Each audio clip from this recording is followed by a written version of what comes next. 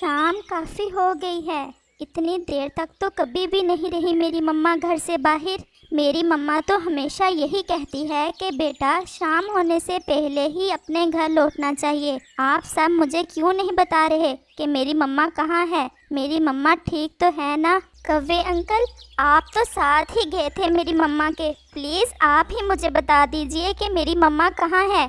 मेरे ख्याल में सोनू को सच सच बता देना चाहिए कि इसकी मम्मा अब इस दुनिया में नहीं रही। वो बच्ची है अभी, शायद वो बर्दाश्त नहीं कर पाएगी इतना बड़ा झटका। उसे यही कहते हैं कि उसकी मम्मा रास्ता भूल गई होगी, कल वापस आ जाएगी। लेकिन फिर कल क्या बनेगा, इसे पता तो चल ही जाएगा। लेकिन कल बताना ही बेहतर है। सोनो बेटा, तुम्हारी मम्मा और हम सब दाना की तलाश में दूसरे जंगल निकल गए थे। वापसी पर तेज आंधी शुरू हो गई और तुम्हारी मम्मा रास्ता भूल गई। हम में से किसी को भी पता नहीं चला। तुम परेशान ना होना, वो कल लौट आएगी। क्या तुम्हारे पास खाने को कोई दाना है? अगर नहीं है तो हम बेच देते हैं। नहीं, मुझे नहीं कुछ भी खाना। मुझे अपनी मम्मा के पास जाना है। अच्छा भाई कव्वे मियाँ, मैं तो चलता हूँ, बच्चे इंतज़ार कर रहे होंगे। और उल्लू अपने घर चला जाता है। तमाम पक्षी छोटी सोनो चिड़िया को ये बता नहीं रहे थे कि इसकी मम्मा को तो जालिम चील ने पकड़कर खा लिया है। आज रात तुम सोनो को अपने साथ अपने घोंसले में ले जाओ, ये अकेले में डरेगी।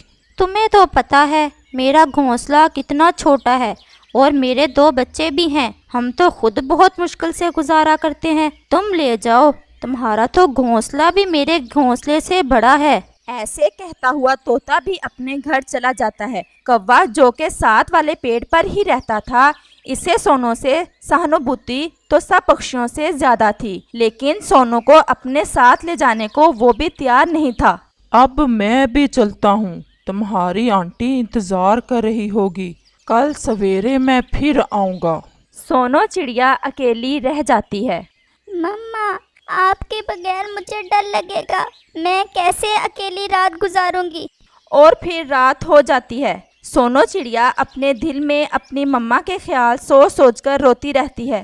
पता नहीं क्यों मुझे कौवा सच नहीं बता रहा मेरी मम्मा के बारे में। रोते रोते इसकी हिचकी बन जाती है। मम्मा, मुझे डर लग रहा है। प्लीज़ मम्मा, तुम आ जाओ, आ जाओ मम्मा। सोनो, सोनो, मैं तुम्हारे पास ही हूँ।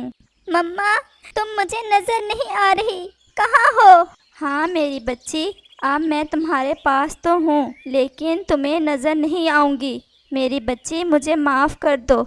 मैं तुम्हें इतनी छोटी उम्र में अकेले छोड़कर चली गई। मुझे एक जालिम चील ने आज खा लिया है। अब मैं इस दुनिया में नहीं रही हूँ और तुम्हें हौसला करना होगा, खुद से जीना सीखना होगा।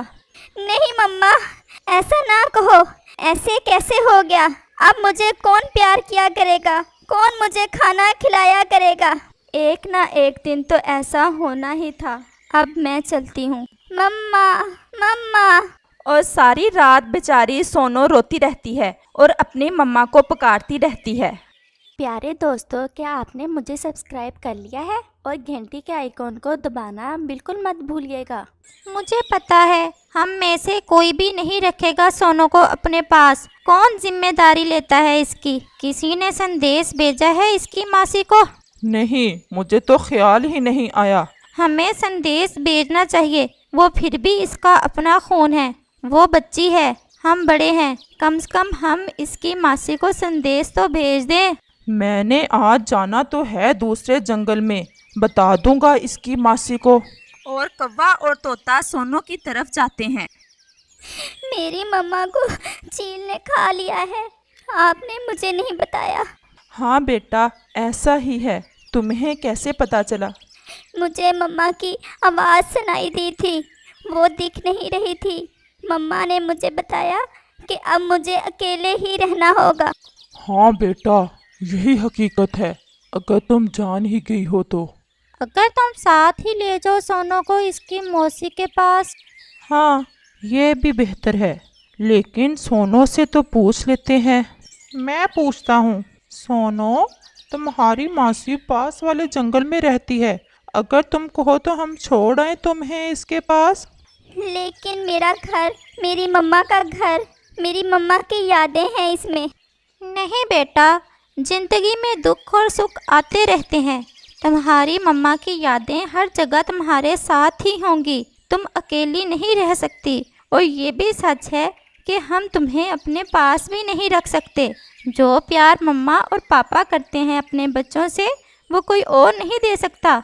हम तो सिर्फ तसल्ली दे सकते हैं तुम्हें। जो दुख हुआ है तुम्हें, हम इसे बांट तो सकते हैं, लेकिन हकीकत में तुम्हारी मम्मा की कमी कोई भी पूरी नहीं कर सकता। हाँ ठीक है, आप मुझे मेरी मासी के पास छोड़ आए, यही आपकी भलाई होगी मेरे साथ। हाँ चलो, मैं तुम्हें छोड़ आता हूँ। और सोनो कौवे के साथ अपनी मासी की तरफ चल देती है। जल्द ही वो दूसरे जंगल में पहुंच जाते हैं। वो सामने है तुम्हारी मासी का घर। मैं पहली बार जा रही हूँ अपनी मासी के पास।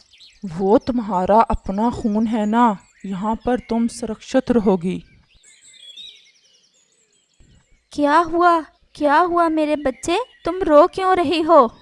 कल शाम की बात है, हम वापस जा रहे थे दाना लेकर और चील ने तुम्हारी बहन रानो को खा लिया। सोनो अकेली हो गई थी और हम पक्षियों ने बेहतर समझा कि इसे तुम्हारे पास छोड़ दे। नहीं, ऐसा कैसे हो गया?